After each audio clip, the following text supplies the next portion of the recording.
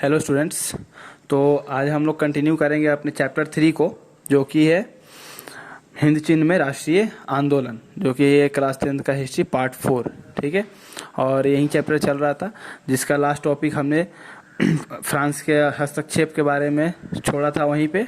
उसी को आज हम लोग कंटिन्यू करते हुए आज अमेरिका का हस्तक्षेप क्या था हिंद चीन में, उसका आंदोलन में, वो आज हम लोग इसको आगे कंप्लीट करेंगे।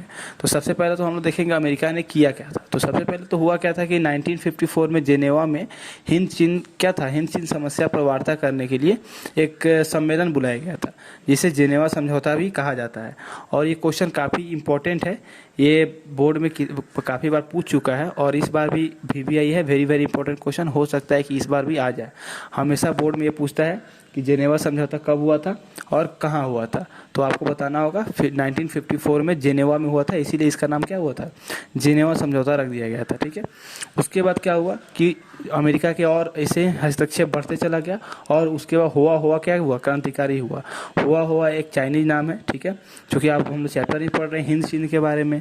तो हुआ ये क्या था, बौद्धिस्ट धार्मिक क्रांतिकारी आंदोलन था, जो 1939 में शुरू हुआ था, यानी कि 1939 में, जिसके नेता कौन थे, हुइन फू सो थे। ठीक है, हुइन फू सो था इनके नेता का नाम। ठीक है, ये क्या था, बहुत ही क्रांतिकारी उग्रवादी नेता था। इसने क्रांतिकारी उग्रवादी घटनाओं को जन्म दिया, अंजाम भी देता था, जिसमें आत्मदाह तक भी शामिल था। आप जानते हो कि आत्मदाह बहुत ऐसे देशों में क्या है, बैन है, और बहुत ऐसे देशों में उसको लीगल भी कर दिया गया है। लेकिन आत्मदाह अपने आप में ही एक बहुत क्या बोलते हैं, घृणित काम है। ठीक है, तो उसमें ये ऐसे घटनाओं को अंजाम देता था जिसमें लोग परेशान होकर आत्मदाह तक भी कर लेते थे। ठीक है, उसके बाद अमेरिका समर्थित माओवादी सरकार का संचालन न्यू दी दियम के हाथों में चला गया। ठीक है, किसके हाथों से, छीन कर। जब हुआ क्रांतिकारी हुआ था, ठीक है, जब हुआ आंदोलन हुआ था, तो हुइन फूसो के हाथ से लेकर किसको दे दिया गया, नियो दी दियम को दे दिया गया। ठीक है, किसको दिया गया, नियो दी दियम को हाथों में समर्पित कर दिया गया अमेरिकी समर्थित माओवादी सरकार को। ठीक है, 25 दिसंबर 1955 ईस्वी को लाओस में चुनाव के बाद राष्ट्रीय सरकार का गठन हुआ, और उसी के बाद क्या हुआ कि अमेरिका का हस्तक्षेप लगभग थोड़ा बहुत बचा और बाकी सबको समाप्त किया गया, किसमें, हिंद चीन में। उसके बाद आता है जब फ्रांस का हो गया हस्तक्षेप, अमेरिका का हस्तक्षेप हो गया, तब फिर आया कंबोडिया का संकट, कंबोडियाई संकट भी उसको बोलते हैं। इसमें क्या हुआ कि सन 1954 ईस्वी में स्वतंत्र राज्य बनाने के लिए कंबोडिया में क्या किया, संवैधानिक राजतंत्र को स्वीकार कर लिया गया, और स्वीकार करके राजकुमार नरोत्तम सिंहानुक को क्या बनाया गया, शासक बनाया गया। कहाँ का, कंबोडिया का। किसको बनाया गया, राजकुमार नरोत्तम सिंहानुक। कब हुआ था ये, 1954 ईस्वी में, कंबोडिया में संवैधानिक राजतंत्र को स्वीकार करके उनको क्या कर दिया गया, शासक बना दिया गया वहाँ का।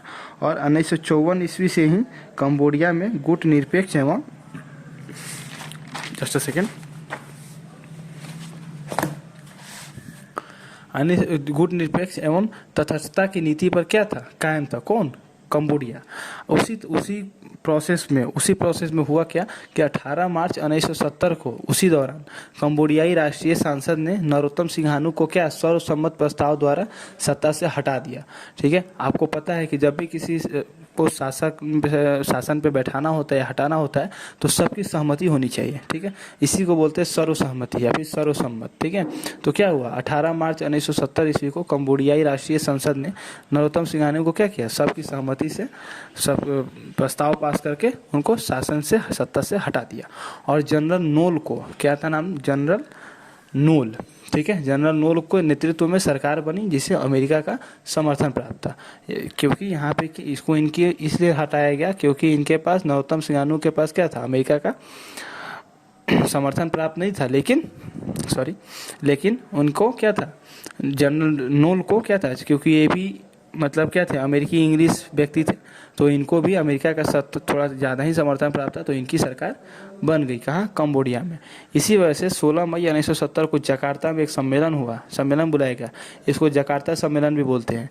और ये भी क्वेश्चन भी most of the important question है, जो हर इंटरवल पे बोर्ड एग्जाम में पूछ ही देता है, और इस बार 24 के लिए ये भी काफ़ी हिट लिस्टेड क्वेश्चन है, इस पर ध्यान दीजिएगा। आपसे पूछेगा जकार्ता सम्मेलन कब हुआ था या कब बुलाया गया था, तो 16 मई 1970 ईस्वी को। ठीक है, फिर 9 अक्टूबर 1970 को ठीक इसके कुछ दिन बाद ही क्या हुआ, कंबोडिया को गणराज्य घोषित कर दिया गया। क्यों? क्योंकि जिसमें नया सरकार भी बना था, जकार्ता में सम्मेलन भी हुआ, तो इसके बाद क्या कर दिया गया, 9 अक्टूबर 1970 को कंबोडिया में कोई गणराज्य घोषित कर दिया गया। और आपको मैंने पहले ही बता रखा है कि गणराज्य किसे बोलते हैं। गणराज्य उसी देश को बोल सकते हैं जहाँ पे क्या होता है कि उसका अपना उस देश का संविधान हो, ठीक है। जहाँ पे संविधान होता है उसी को गणराज्य बोलते हैं। जैसे हम लोगों का देश भारत, जब आप लोग हम लोग का देश भी भारत क्या है, गणराज्य है। आप लोग भारत का जब पासपोर्ट देखोगे, कोई भी ब्लू वाला देखो, पिंक वाला देखो, सबका अलग डिप्लोमेटिक पासपोर्ट देखो, पासपोर्ट उसमें क्या है, उस पर लिखा रहता है भारत गणराज्य, द रिपब्लिक ऑफ इंडिया। उसी तरफ साउथ अफ्रीका का देखो, उसको क्या लिखता है, RSA लिखता है, RSA, ठीक है, यानी कि रिपब्लिक ऑफ साउथ अफ्रीका, ठीक है, वही होता है। तो जिसमें रिपब्लिक लगा हो यानी गणराज्य लगा हो, समझिए कि वहाँ पे क्या है, उसका खुद का संविधान है, ठीक है। उसको क्या कर दिया, 1970 को कंबोडिया को गणराज्य घोषित कर दिया गया। उसके बाद 1975 को कंबोडियाई युद्ध समाप्ति हुआ, ठीक है, युद्ध चल रहा था कंबोडिया में। ये युद्ध समाप्ति के बाद उसको क्या, इसका नाम बदल के कंपूचिया कर दिया गया। क्या कर दिया गया, कंबोडिया का नाम बदल के कंपूचिया कर दिया गया। कब, 1975 युद्ध समाप्त होने के बाद। उसके बाद 1979 में हेंग सामरिंग ने क्या किया, हेंग सामरिंग ने एक संयुक्त मोर्चे का गठन कर दिया, कर ख्यू खम्पान, देखिए ख्यू, ये सब क्या है, चाइनीज नाम है, ह्यू खम्पान एवं पोलपोट को क्या कर दिया, पराजित कर दिया, ठीक है। कब हुआ था ये, 1979 में हेंग सामरिन ने किया था ये, ठीक है। 1979 में हेंग सामरिन ने एक संयुक्त मोर्चा का गठन किया।